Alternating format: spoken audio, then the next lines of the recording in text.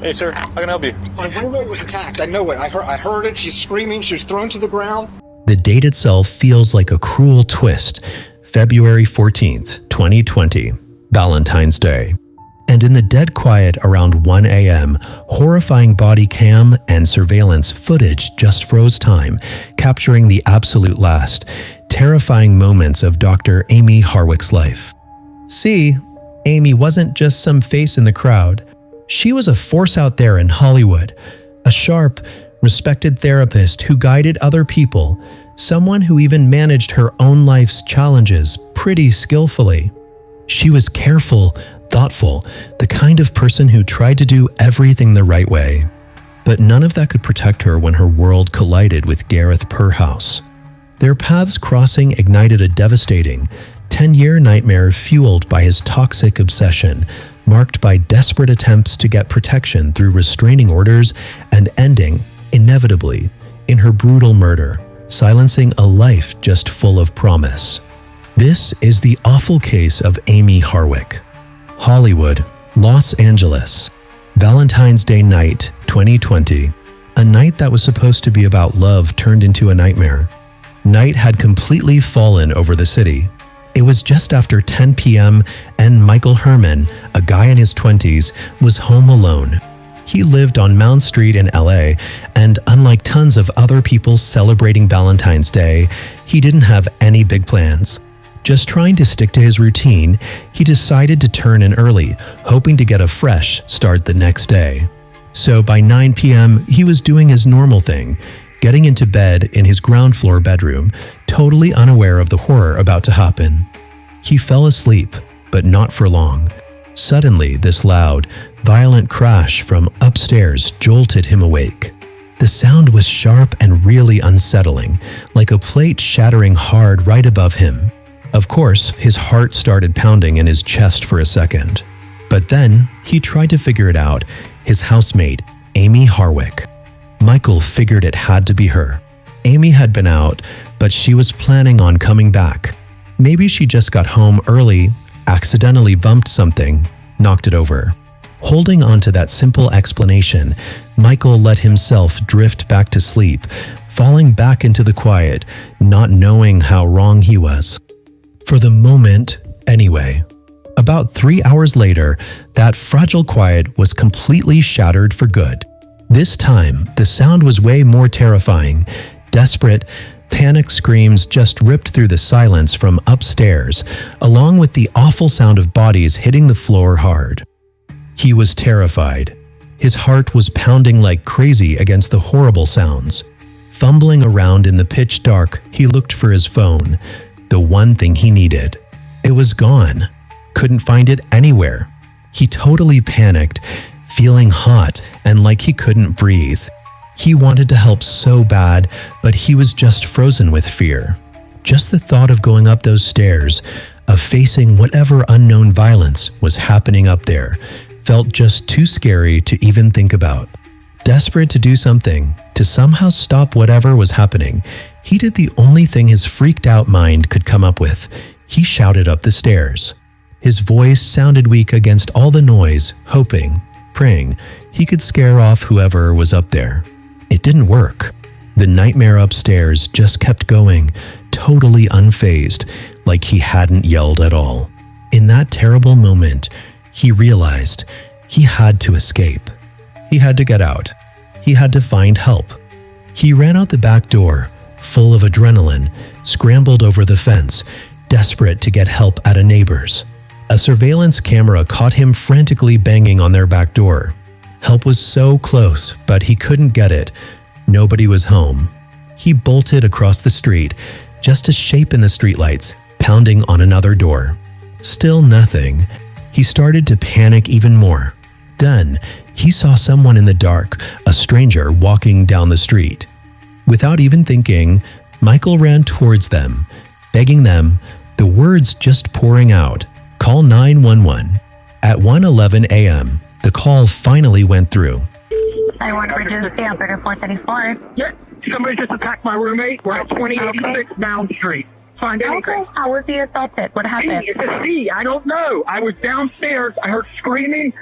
Please get a cop here. Okay, this is who's screaming inside? Can't think right now.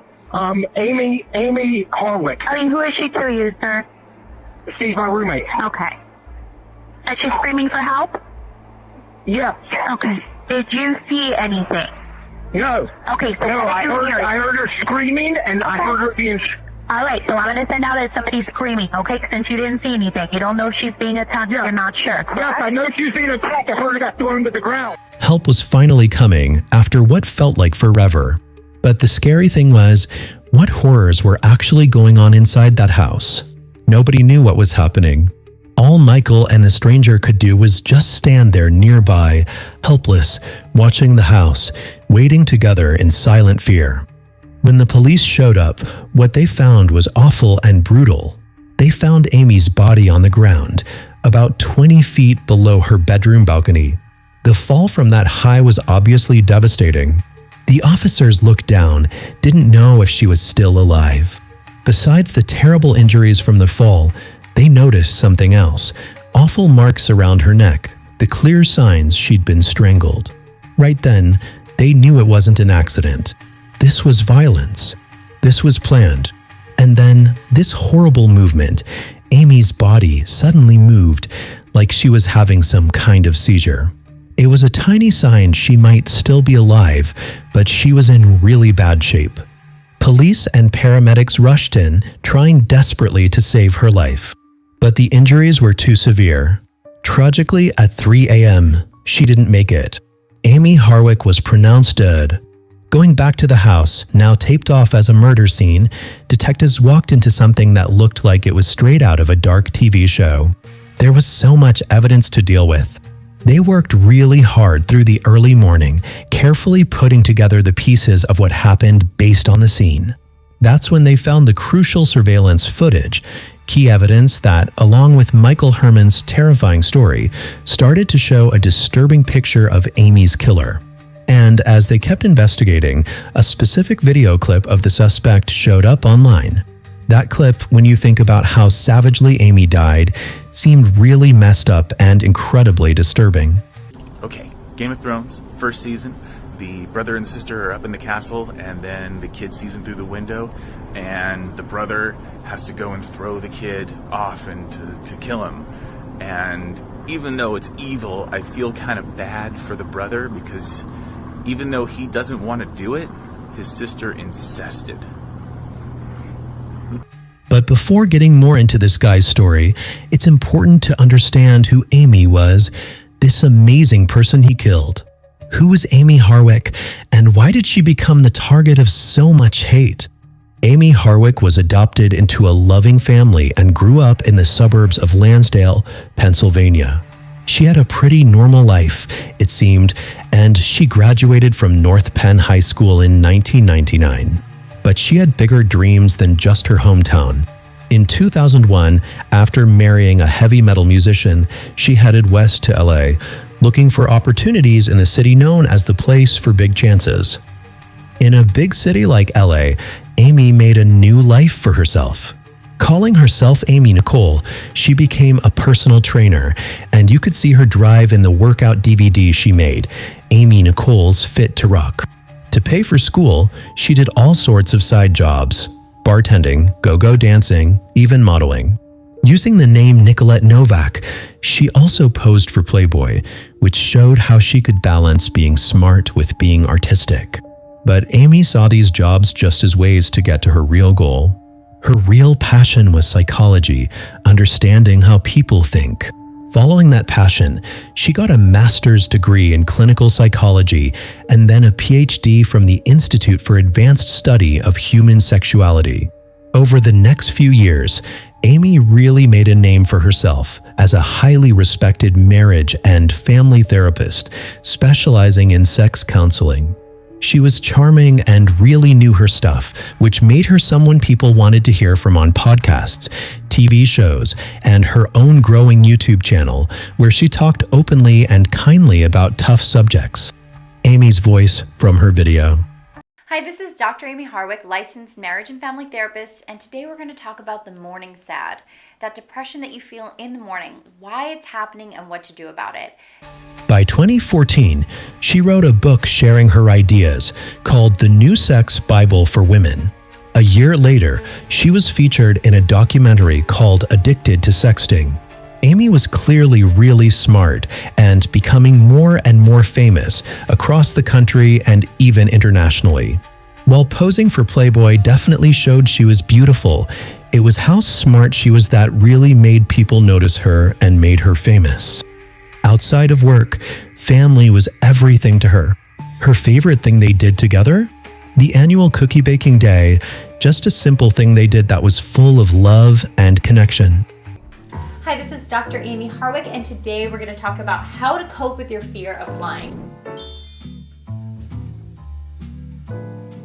So there's a reason I'm talking about this today, because I have a fear of flying. I always have. It's always been a problem. For a long time, I would, take my prescribed Xanax. Still didn't really work very well. I would grab strangers' hands. I would cry to strangers. I would have strange conversations with the flight attendants. Amy, successful and seeming to glow, knew this happened.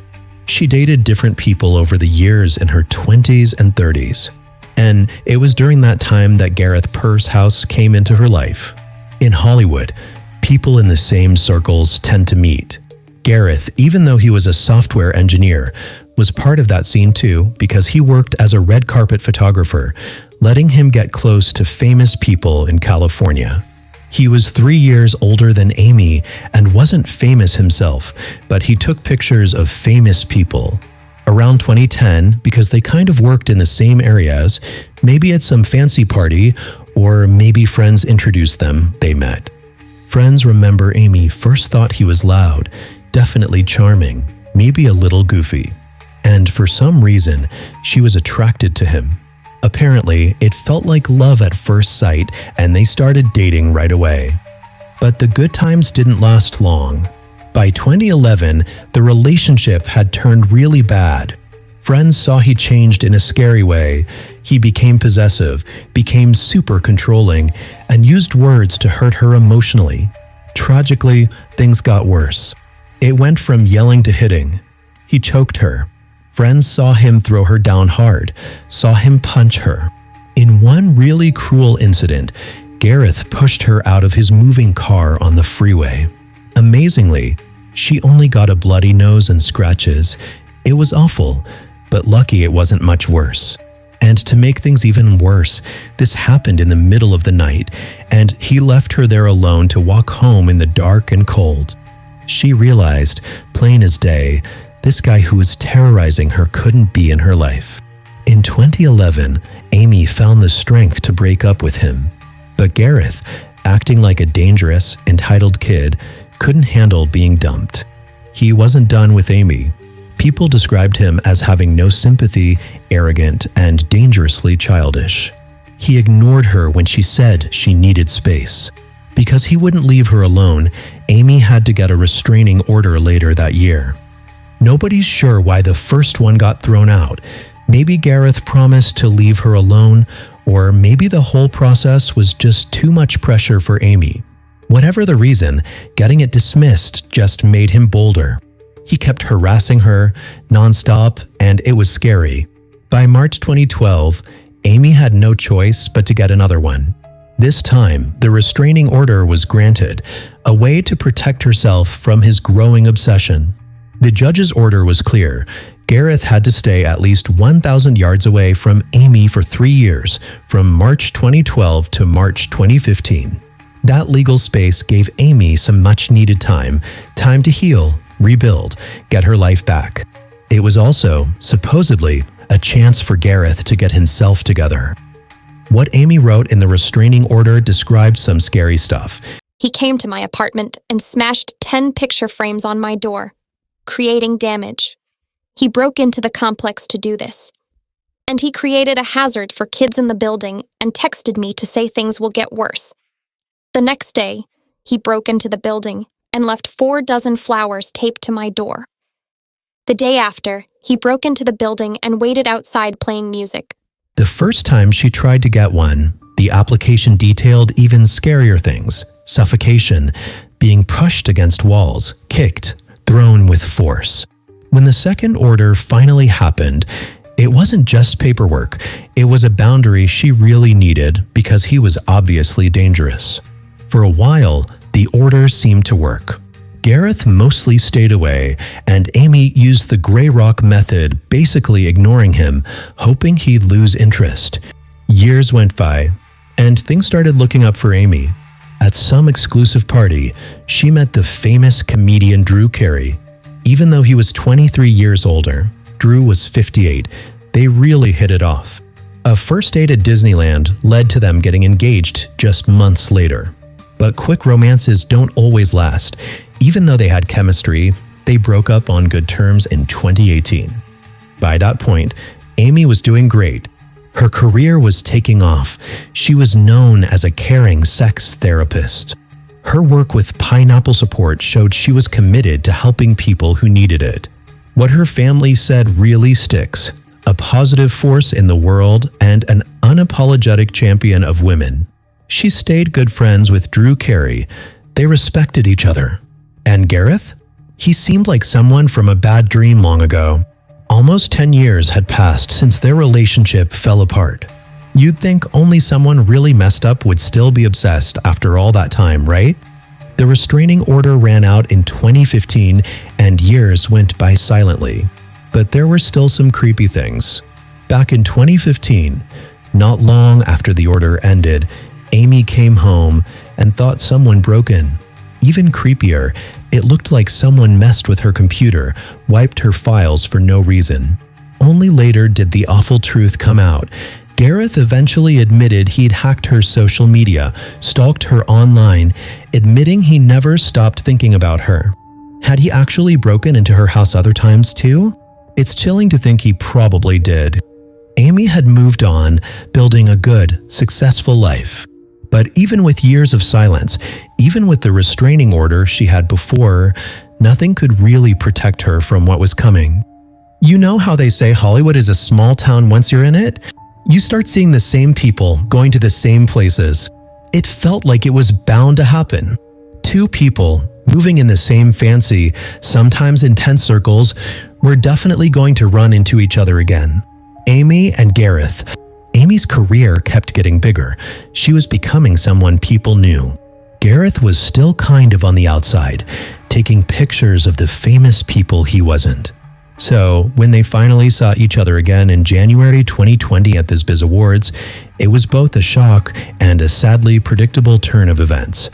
The lobby of the fancy hotel was buzzing that evening. The air had that kind of glamour and edginess of the adult film world. Men in shiny suits, women in crazy high heels and see-through dresses. A lively, mixed crowd was there for their big awards show, like their version of the Golden Globes. Amy moved through it all with her usual confidence, looking amazing in red lipstick and a black dress, smiling, talking to people. Videos from that night show her looking totally like the successful pro she was. She had no idea this night was the beginning of the end, that her life was about to take a violent turn she couldn't stop. Then she saw him, Gareth. He was there. Their eyes met across the packed room. She got that horrible, sinking feeling, dread just twisted up inside her. There was nowhere to run. Maybe part of her expected it, however unlikely, but seeing him there just hit her hard. He didn't just walk, he came storming over to her. A simple hello just blew up. Within moments, Gareth was falling apart, crying, his voice shaking with anger and feeling sorry for himself. He started yelling nasty things. You ruined my life, bitch. You hypocrite. You broke my heart. How dare you be here? Amy's friends, standing nearby, watched totally shocked as Gareth, completely caught up in feeling like the victim, even started repeating parts of voicemails he'd left her over 8 years ago. Time hadn't changed anything. He was still just as obsessed. He even told her right to her face. He was still obsessed. His public meltdown got everyone's attention, watching him lose it. Thankfully, friends had to step in and physically pull the upset Gareth away. Through it all, Amy stayed incredibly calm, like ice, at least on the outside. Friends were amazed how well she hid how upset she was, how she kept smiling, kept working the room. If she was really shaken up, she didn't show it. But Gareth wasn't finished. It wasn't over yet. He found her again later that night. The talk was quieter this time, but you could feel the tension. Amy, always calm, gave him a small, polite smile, trying to keep it civil. She thanked him, said sorry again for any past hurt, trying to smooth things over. And then she made it totally clear they weren't friends, but they didn't need to be enemies either. The run-in affected her. Amy had plans for later, but she didn't feel up to it anymore. Gareth had really scared her. She didn't feel like being social anymore. She went home, feeling the weight of what happened. There, she sat down and typed an email to herself, basically writing down how scared she was. Tonight, I felt very scared. I went to the award show with Hernando. When we arrived, we waited in a very long line to do the red carpet.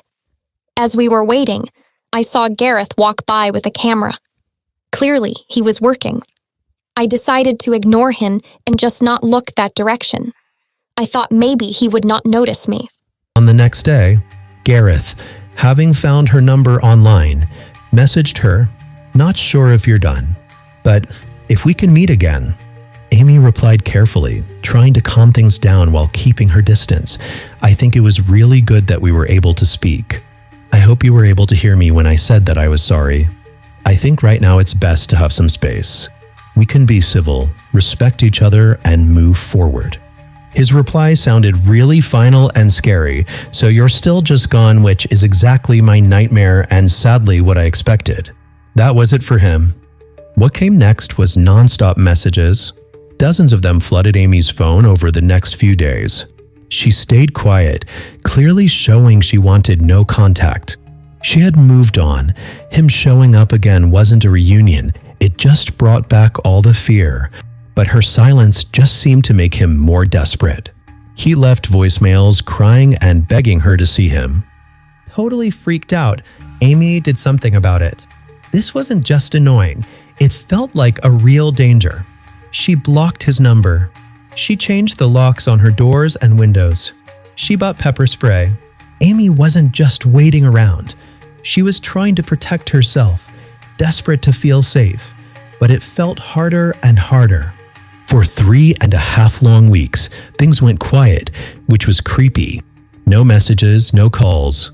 Amy hoped, maybe just maybe, the worst was over. Maybe his obsession was just a phase. Maybe he had finally moved on. Sadly, she was wrong. Because in that silence, Gareth wasn't moving on.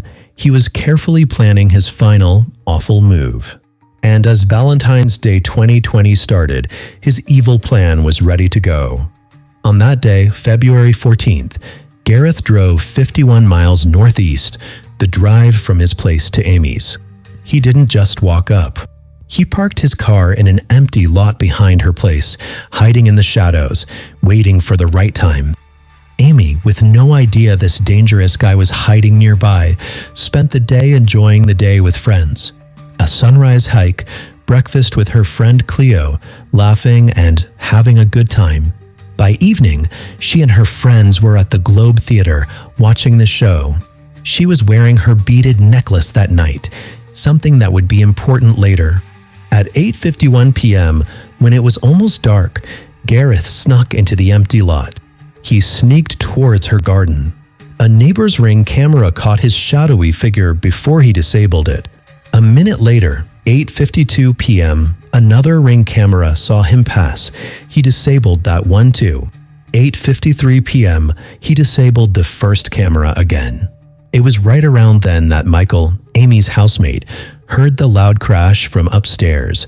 The sound Michael thought was just Amy coming home and breaking something. But it wasn't Amy. It was Gareth breaking the glass doors, breaking into her safe place. He then crawled inside, found his way to her bedroom, and hid in her bed, waiting in the dark like a predator. Around 10 p.m., Amy and her friends stayed for tea at the Nomad Hotel, making their night longer. Just after midnight, the group left.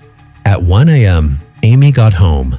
She parked in her driveway, walked up to her front door, unlocked it, went inside, and started walking upstairs to her bedroom for the last time. Moments later, Michael was woken up again, this time by the horrible sounds of Amy screaming mixed with loud thuds of bodies hitting the floor. Him frantically looking for his phone, frozen in fear, yelling up the stairs, running out into the night, frantically looking for help, the eventual 911 call, all happened while this horrible violence was going on. Deputies got there at 1:25 a.m. and found Michael, looking absolutely terrified. Hey, sir, how can I help you? My roommate was attacked. I know it. I heard it. She's screaming. She was thrown to the ground. The situation was tricky. They had to figure out if this frantic guy was a witness or the killer.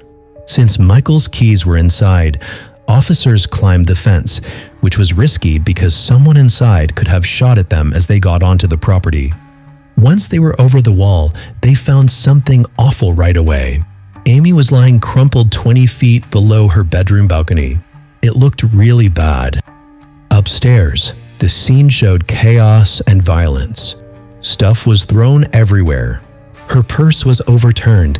Everything spilled out like someone was in a huge hurry.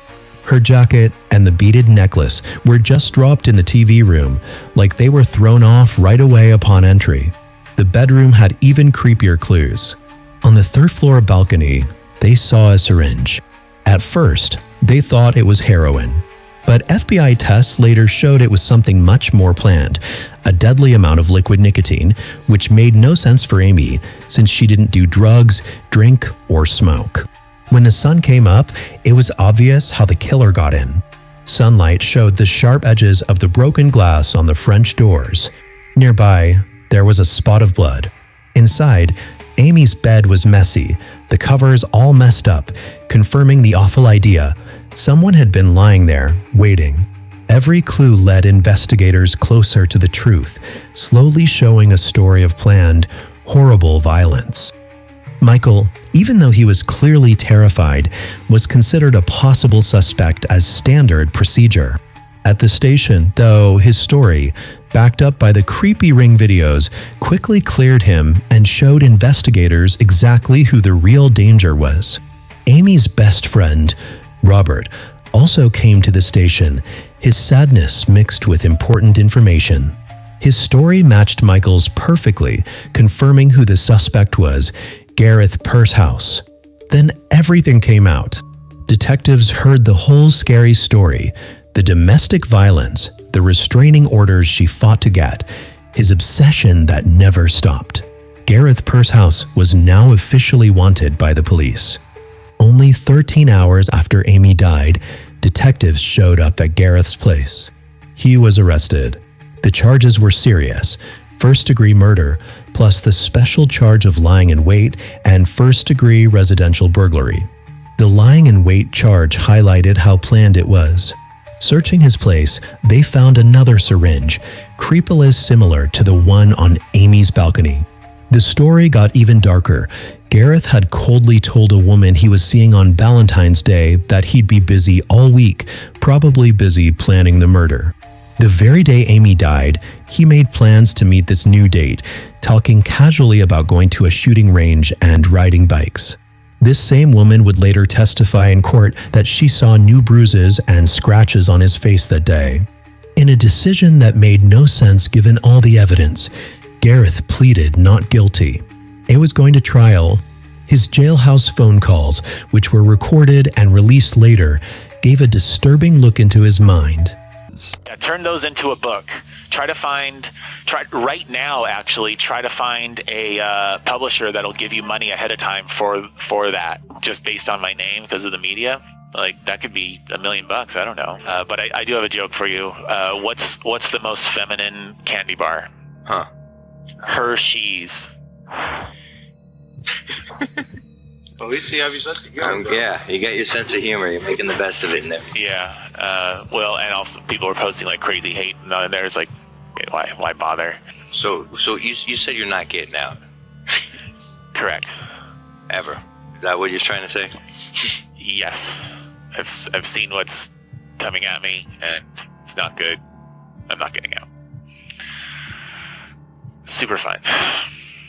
The recordings showed a creepy lack of feeling, a sick self-obsession totally out of touch with how serious things were. In court, Gareth's lawyers tried to make the jury doubt things, suggesting Amy's fall was just a tragic accident, that Gareth didn't kill her. They argued the syringe wasn't used. Maybe it was meant for something harmless. But the prosecution had a rock-solid case with undeniable evidence. They showed Amy's own messages expressing how scared she really was of Gareth. Forensic evidence clearly showed she was strangled by hand. Witnesses described how his obsession kept getting worse. His blood, proven by DNA, was on the broken French doors and the floors inside Amy's house, silent proof he broke in violently. Prosecutors carefully laid out what happened.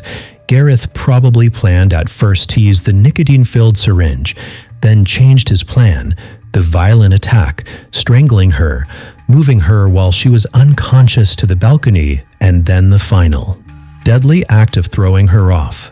The fall itself caused horrible internal injuries, a broken pelvis, damaged liver, and terrible brain damage. The defense stuck to the idea it wasn't planned, that he just snapped. Gareth himself stayed quiet, didn't testify, probably knowing anything he said would just make him look worse. On September 28, 2023, the jury, after looking at all the evidence, made their decision. As to count one, we the jury the above entitled action finding defendant Gareth Pursehouse guilty of the crime of murder in the first degree. Ladies and gentlemen of the jury, are these your verdicts? So say you one, so say you all. Yes. Thank you. This was no accident, no impulsive act. It was planned, cold-blooded murder. On December 6th, 2023, the judge gave the sentence, showing how serious the crime was, life in prison without the possibility of parole. The sentencing quote remains the same. The sentence, final and absolute, acknowledged the planned cruelty of the crime and the huge hole Amy's death left, a loss felt deeply by her family, her friends, and everyone she helped. Amy Harwick's death is just so tragic and terrifying. She had so much ahead of her. Just days before she was murdered, she talked happily about how much she loved her friends. Those friends, her family, now have to live in a darker world without her, missing the happiness she brought. Beyond her friends and family, Amy helped people. She was a therapist who fixed lives, helping women dealing with the tough Hollywood scene and more. What Gareth did wasn't just kill Amy. His monstrous act also stole the chance for countless others to get help from her wisdom and compassion. Looking into Gareth, you see a guy creepily convinced he's funny, seriously thinking about publishing his jokes from jail. Maybe the only real sick joke is how differently he saw himself compared to the awful truth of his actions. Gareth Pursehouse will spend the rest of his life in prison, away from everyone he put in danger, where he can't hurt any more women. In that harsh reality, there's some justice, even if it doesn't feel like enough. Still, the shameless nerve he showed, the casual cruelty you could hear in his calls and see in court, is just a final, creepy reminder of the darkness that destroyed such a bright and hopeful life.